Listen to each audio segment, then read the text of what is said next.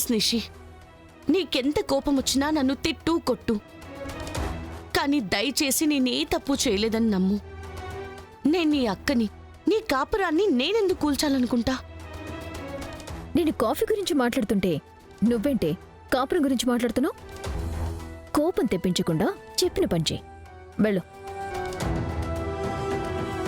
నువ్విప్పుడు కాఫీ తీసుకుని రాకపోతే నేనివాళ మొత్తం ఏమి తినను. ఏం మాట్లాడుతున్నావు నిష్క? జగదాత్రి, నీకు నా పంతం గురించి తెలుసు. మళ్ళీ చెప్తున్నా, నువ్వు కాఫీ తీసుకుని రాకపోతే నిజంగానే ఇవాళ ఏమి తినను. ఏంటి నిష్క ఇది? పర్లేదు వదినా, నేను కాఫీ తీసుకొస్తాను.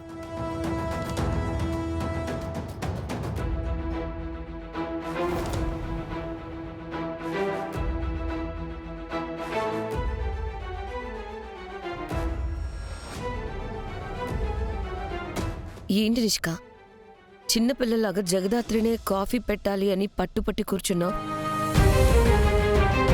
బాబాయ్ చెప్పినట్టు నీకు జగదాత్రి మీద కోపంగా ఉంటే కొన్ని రోజులు తనతో మాట్లాడుకో. మమ్మీని చూస్తా ఉంటే ఖచ్చితంగా ఏదో పెద్ద ప్లాన్ వేసినట్టుండాది. ఈ పొద్దు జగదాత్రి కథ అయిపోయి ఉండదు. ఏం చేస్తున్నావు దాత్రి? నిషి నిన్ను పని మనిషిలా ట్రీట్ చేస్తున్నా నువ్వెందుకు తనని ఏమీ అనడం లేదు?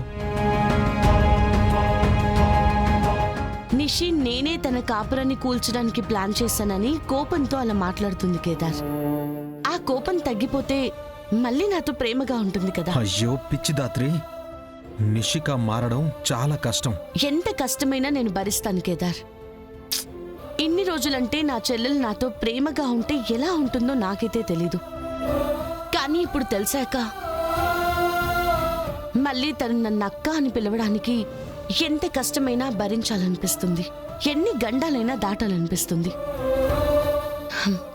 నాకైతే నమ్మకం ఉంది కేదార్, నా చెల్లెలు మళ్ళీ నన్ను అక్క అని ప్రేమగా పిలుస్తుంది.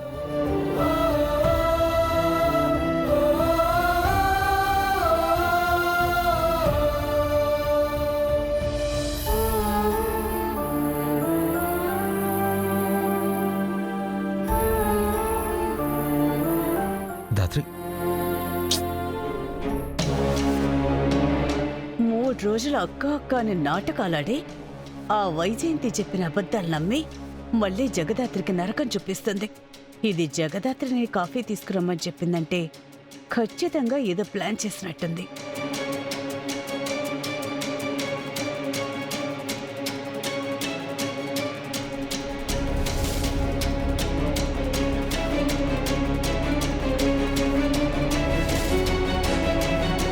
అత్తయ్య తీసుకోండి.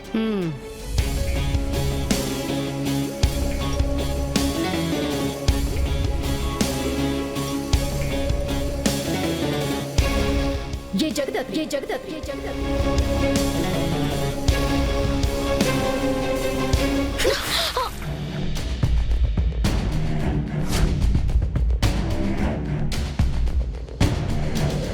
నిషిక!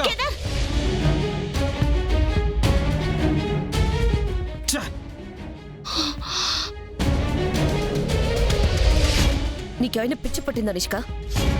ఎందుకు కాఫీ జగదాత్రి మొహం మీద కొట్టాలనుకున్నావు? అది కాఫీ పౌడర్తో కారం కలుపుకొని వస్తే మొహం మీద కొట్టకుండా భలే చేసావని మెచ్చుకోమంటారా? కారం కలిపిందా? ఏందమ్మి జగదాత్రి, ఏటికి నిష్క మీద అంత పగబట్టుండావు? నీ సొంత చెల్లెలే కదమ్మి, అయినా ఏటికి నువ్వు నిషికని ఇంత టార్చర్ పెడతా ఉండావు? నేను కారం కలపలేదు అత్తయ్య, నిజంగానే కాఫీ పౌడర్ మాత్రమే కలిపాను. అయితే నేను అబద్ధం చెప్పానంటున్నావా?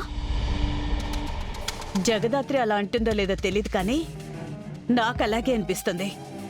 హే, పని మనిషివి పని మనిషిలానే ఉండు. ఇంట్లో మనిషి అవ్వటానికి ప్రయత్నించకు.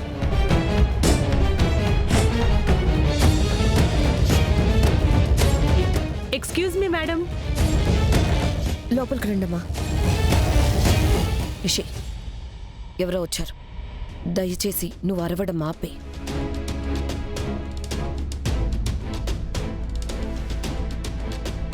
ఎవరు మీరు? నమస్తే మేడం, నా పేరు ప్రమిళ. మేము ఉమెన్స్ వెల్ఫేర్ ఫౌండేషన్ నుంచి వస్తున్నాం. జగదాత్రి గారితో మాట్లాడడానికి వచ్చాం. జగదాత్రి గారు నేనేనండి. చెప్పండి. లేట్ ఇన్స్పెక్టర్ కావ్య మా అమ్మేనండి. మేం ప్రతి ఇయర్ ఉత్తమ మహిళగా ఒకరిని గుర్తించి వారికి అవార్డు ఇస్తాం మేడం. మీ మదర్ కావ్య గారి గురించి, ఆవిడ పోలీస్ డిపార్ట్మెంట్లో ఆ రోజుల్లోనే భయం లేకుండా చేసిన సాహసాల గురించి తెలుసుకున్నాం. ఈ ఇయర్ అవార్డుని ఆవిడకివ్వాలని నిర్ణయించుకున్నాం.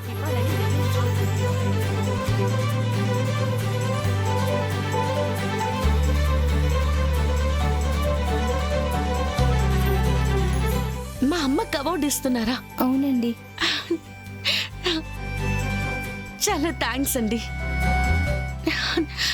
నిజంగా అసలు ఏం చెప్పాలో తెలియట్లేదు. ఏ అమ్మి, ఆ కావ్య గురించి ఇన్ని తెలుసుకునుండావు. ఆ అమ్మి ఒక హంతకురాలని, అవినీతి పర్రాలని తెలుసుకోలేదా? అసలు ఆ అమ్మి ఎట్టా చచ్చిపోయి ఉండాదో, ఎందుకు చచ్చిపోయి ఉండాదో కనుక్కునుండావా అమ్మి? పిన్ని ప్లీజ్, మీకు తెలిసి తెలియకుండా అత్తయ్య గురించి తప్పుగా మాట్లాడకండి. 25 ఏళ్ల ముందు జరిగిందేంటో తెలియని ఎవ్వరికీ కావ్య అత్తయ్య గురించి మాట్లాడే అధికారం లేదు. చూసుండవా అమ్మి, నీ ముందరే నాకు హక్కు లేదు అని ఎట్టా తీసేసి మాట్లాడుతా ఉండాడో. వైజయంతి, నువ్వు మాట్లాడిన మాటలకి నిన్న ఆ రూమ్లో పడే స్థాళం వేయకుండా నిన్ను ఇక్కడే ఉంచి మాట్లాడిస్తున్నందుకు సంతోషించు. ఎందుకు పిన్ని జగదాత్రి మనసును బాధ పెడుతున్నావు? ఇది మరీ బాగుండదమ్మి. నేనేమైనా లేని మాట అన్నానా? ఉన్న మాటే కదా అన్నాను.